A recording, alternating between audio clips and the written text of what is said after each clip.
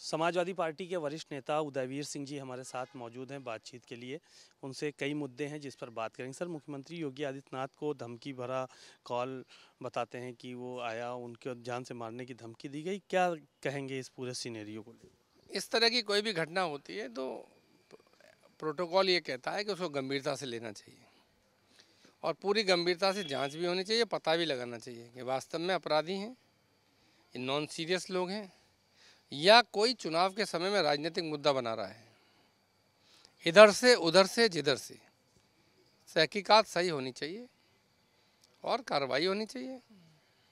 केशव प्रसाद मौर्य जी का आज एक बयान आया था, उसमें उन्होंने कहा कि 9 की 9 सीटें जो है वो हम जीतने जा रहे हैं। जब से कांग्रेस ने सपा का साथ छोड़ा है, महाराष्ट्र में सीट नहीं दिया है, तब से सपा बौखलाई हुई है। केशव प्रसाद मौर्य जी को कहिए, पूछिए उनसे कि क्या भाजपा आपके साथ है। अभी तक किसी बड़े सार्वजनिक कार्यक्रम में किसी प्रत्याशी के लिए 9 सीटों पे तो दिखाई नहीं दिए, कहीं चर्चा नहीं हुई। उनके जो मित्र दोस्त थे भाजपा गठबंधन में, उनको सीट मिली नहीं, सार्वजनिक रूप से सीट मांगने पे भी नहीं मिली। समाजवादी और कांग्रेस की तो सेंट्रल लीडरशिप ने एक दूसरे से बात करके मामले को तय किया। तो ऐसे नॉन सीरियस लोगों को, जिनकी अपनी पार्टी में कोई वैल्यू नहीं है, जिनको अपनी पार्टी में लेके अलायंस में गए थे, उनको कोई स्थान सम्मान नहीं दिला पा रहे हैं, वो समाजवादी पार्टी में टिप्पणी करें तो ऐसे लगता है जैसे ऊपर को मुंह करके थूकना। अंत में तो ऊपर उनके ही गिरेगा। भारतीय जनता पार्टी पर जनता को भरोसा है। 27 में तीसरी बार हम सरकार बनाने जा रहे हैं। इस बात को लेकर भी आज ट्वीट किया केशव मौर्य ने। केशव मौर्य जी के 24 के चुनाव के पहले ट्वीट देख लीजिए। उन्होंने कहा समाजवादी पार्टी समाप्तवादी हो जाएगी। उस समय समाजवादी पार्टी ने अपना पूरे राजनीतिक काल का सर्वश्रेष्ठ प्रदर्शन किया।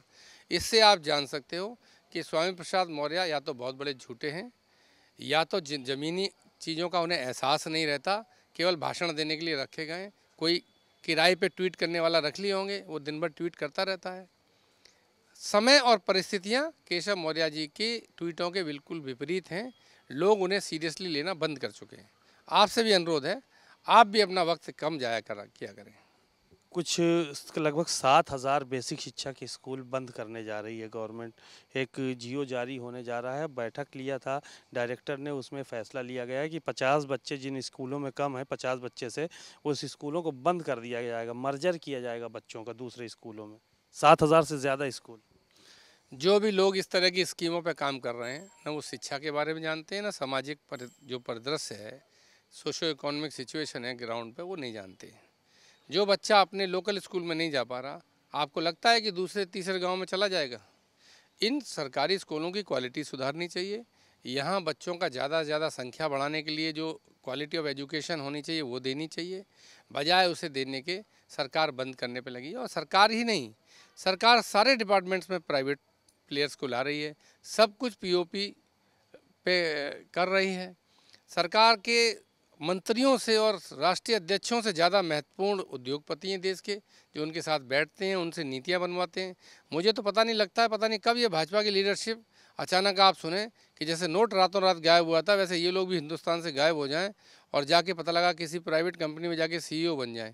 इस तरह की स्थिति है कि प्राइवेट प्लेयर्स इनके मित्र तय कर रहे हैं कि देश की नीतियाँ क्या होंगी, राजनीति क्या होगी, किन चीज़ों को प्राथमिकता देनी है। सामाजिक न्याय के लिए और इस देश की सामाजिक व्यवस्था को सुधारने के लिए सोशल सेक्टर को मजबूत करना, उसका सरकारीकरण बनाए रखना और उसमें काम करने की ज़रूरत है। जो सरकार संविधान और लोकतंत्र और सामाजिक न्याय में विश्वास करेगी, बराबरी लाना चाहेगी, वो सामाजिक क्षेत्र से शिक्षा, स्वास्थ्य और इस तरह की चीज़ों से वापस नहीं हो सकती। चलिए, शुक्रिया। उदयवीर जी को सुना आपने, बहुत सारी बातें उन्होंने कही और साफ तौर पर ये कहा कि स्कूल जो बंद करने की बात कह रहे हैं उनको धरातल का ज्ञान नहीं है। कैमरामैन सनोज के साथ सीमा अब नकवी, भारत समाचार, लखनऊ।